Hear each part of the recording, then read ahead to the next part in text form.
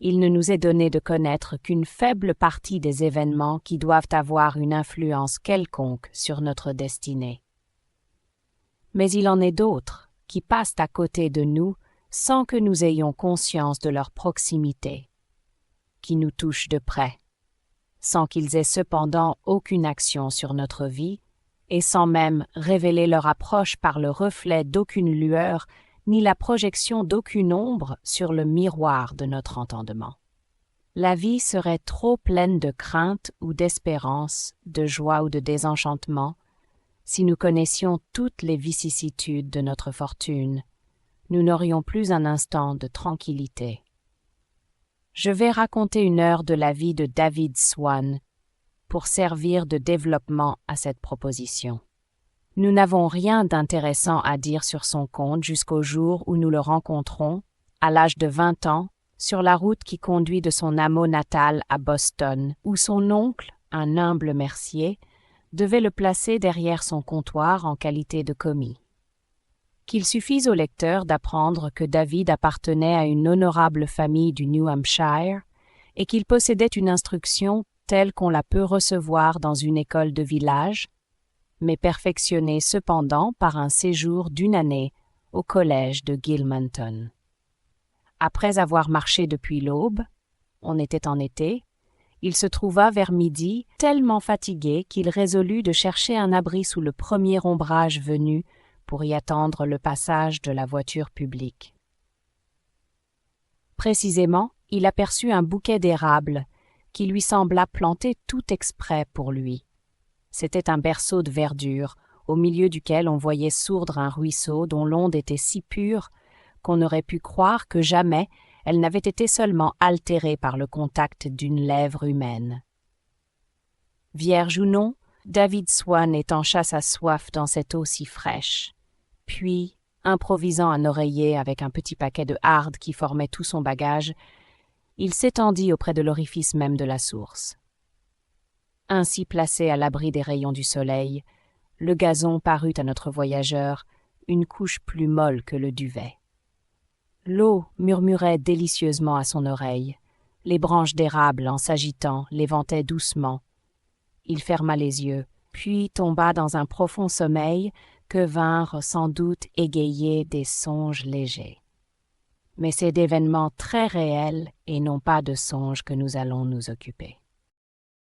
Pendant qu'il dormait de si bon cœur, d'autres voyageurs passaient et repassaient sans cesse auprès de son agreste chambre à coucher, les uns à pied, d'autres à cheval ou traînés dans des véhicules de toutes sortes. Il y en eut qui le frôlèrent sans même l'apercevoir. Quelques-uns l'entrevirent. Mais 2 pas plus loin, ils ne pensèrent plus à lui. Quelques-uns sourirent en passant de le voir si profondément endormi. D'autres, enfin, gens au cœur débordant de mépris, jetèrent en le voyant quelques dédaigneuses exclamations. Une veuve sur le retour, profitant un instant où il ne passait personne, pencha la tête entre les arbres et, après l'avoir attentivement considéré, elle se dit in petto que le dormeur était un charmant garçon. Le président d'une société de tempérance s'étant arrêté à le considérer, le prit pour un homme ivre et, chemin faisant, l'intercala dans un discours qu'il devait prononcer le soir même, se promettant bien de le présenter à ses auditeurs comme un funeste exemple de cette ivrognerie qui jette ses victimes abruties sur le bord des routes. Mais censure, compliments, mépris, gaieté, indifférence, qu'importait à notre ami David? Il y avait peu d'instants qu'il s'était endormi lorsqu'une berline attelée de 2 chevaux bais s'arrêta près de l'endroit où reposait le jeune homme. Une roue qui menaçait de sortir de l'essieu, sans heureusement causer aucun accident, avait commandé ce temps d'arrêt qui avait un moment alarmé un vieux négociant de Boston et sa respectable épouse, les propriétaires de cette voiture. Tandis que le cocher et le domestique s'évertuaient à remettre la roue, le marchand et sa femme vinrent se réfugier à l'ombre du bouquet d'érables, où ils découvrirent près de la source David Swann au plus fort de son sommeil. Cédant au respect instinctif qu'inspire le repos du plus humble personnage, le vieux négociant se mit à marcher d'un pas aussi léger que le lui permettait sa goutte, et son excellente femme prit bien garde que le frôlement de sa robe de soie n'éveillât David en sursaut. « Comme il dort, » murmura le vieillard, et comme la respiration sort aisément de cette large poitrine. Je donnerais volontiers la moitié de mon revenu pour goûter sans opium un semblable sommeil, car il supposerait chez moi la santé de l'esprit et celle du corps. Et aussi celle de la jeunesse, reprit la dame, car lorsqu'on est vieux comme nous, le calme et la santé ne suffisent plus pour dormir ainsi. Notre sommeil, pas plus que notre veille, ne ressemble au sien. À mesure que le vieux couple contemplait David, il s'intéressait davantage à ce jeune inconnu, à qui le bord d'un chemin et l'ombrage de quelques arbres formaient une si splendide chambre à coucher. Ayant observé qu'un rayon de soleil allait bientôt arriver jusqu'à son visage, la bonne dame essaya de l'intercepter en tordant ensemble 2 rameaux d'érable. Puis, cet acte de bienveillance accompli, elle se sentit prise d'un intérêt tout maternel pour celui qui en avait été l'objet. « Le hasard, dit-elle à son mari, semble l'avoir amené là et nous y avoir conduit tout exprès pour trouver en lui un dédommagement au désappointement que nous a causé notre jeune cousin.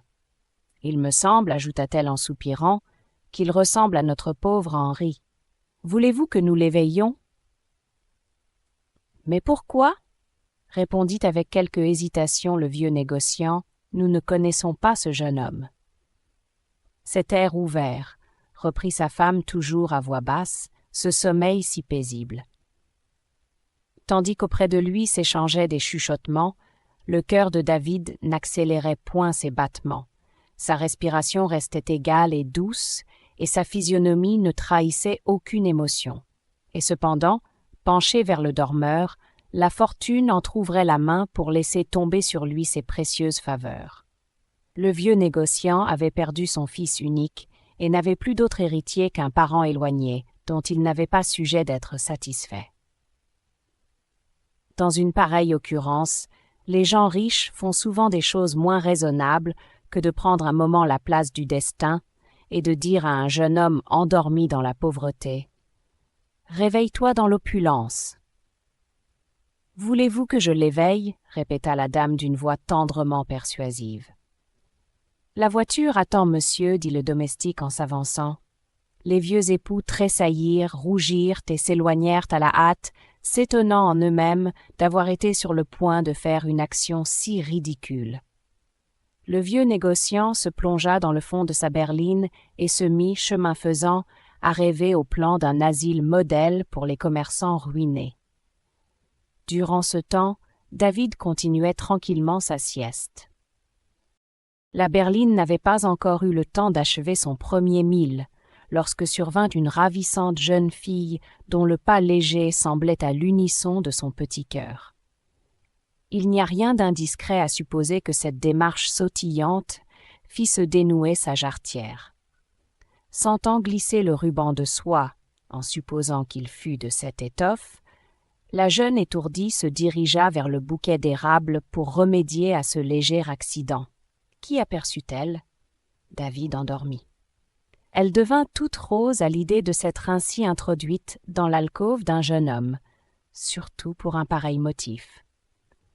Elle se disposait déjà à se retirer sur la pointe du pied, quand un gros bourdon, s'étant glissé dans le feuillage, se mit à voltiger bruyamment, passant alternativement d'une zone d'ombre à une zone de soleil, et se rapprochant insensiblement des lèvres du dormeur. La piqûre d'un insecte peut être mortelle. Bonne autant qu'innocente, la naïve enfant fit avec son mouchoir la chasse au monstre ailé et finalement l'expulsa du bosquet d'érable. Quelle charmante scène! Après cette bonne action, essoufflée, toute rouge, son cœur battant contre la poitrine, elle revint à pas furtifs jeter un dernier coup d'œil sur le jeune inconnu, en faveur duquel elle venait de livrer ce combat singulier. « C'est qu'il est très bien, » pensa-t-elle, en devenant cette fois plus rouge qu'une cerise. « Comment David, N'eut-il pas un songe qui l'avertit par quelque gracieuse apparition de la présence de la jeune fille? Comment un doux sourire ne vint-il pas la remercier d'être venue si à point? Sans doute elle devait être celle dont l'âme, suivant une antique croyance, fut autrefois séparée de la sienne, et que, dans ses vagues désirs de jeune homme, il avait si souvent invoquée. C'était elle seule qui l'eût aimé d'un parfait amour. Et seul il aurait pu lire dans ce cœur virginal. L'image radieuse de l'enfant se reflétait toute rougissante dans le ruisseau. Elle allait s'éloigner, et jamais David ne devait plus la rencontrer. « Comme il dort !» murmura-t-elle.